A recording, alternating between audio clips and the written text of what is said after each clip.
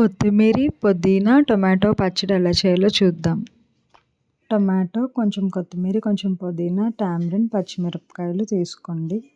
తర్వాత ఒక 2 స్పూన్లు నువ్వులు రోస్ట్ చేసుకొని పక్కన పెట్టుకోండి. దాని తర్వాత ఒక 2 చెంచాలు పలుకులు రోస్ట్ చేసుకొని పక్కన పెట్టుకోండి.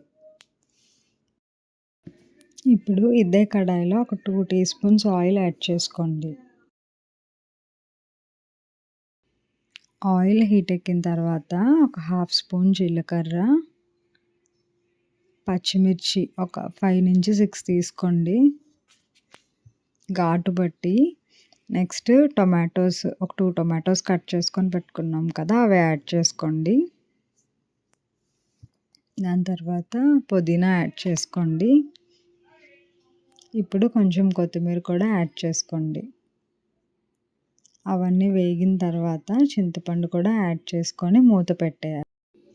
అది బాగా మగ్గిన తర్వాత ఒక 1/2 స్పూన్ కల్లుప్పు యాడ్ చేసుకోండి. పచ్చడిలో కల్లుప్పు చాలా టేస్టీగా ఉంటుంది.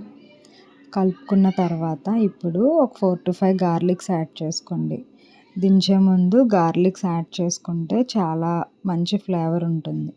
ఇప్పుడు ఒక మిక్సీ జార్లోని మనం ఆల్రెడీ రోస్ట్ చేసి పెట్టుకున్న పల్లీలు, నువ్వులు పొడి చేసుకోండి. ఇప్పుడు టొమాటోస్ కూడా మిక్సీ జార్లో యాడ్ చేసుకోండి.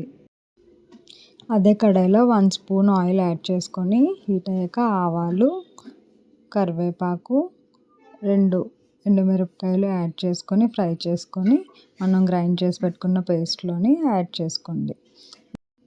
ఇది ఇడ్లీకి, దోశకి ఎక్సలెంట్ కాంబినేషన్.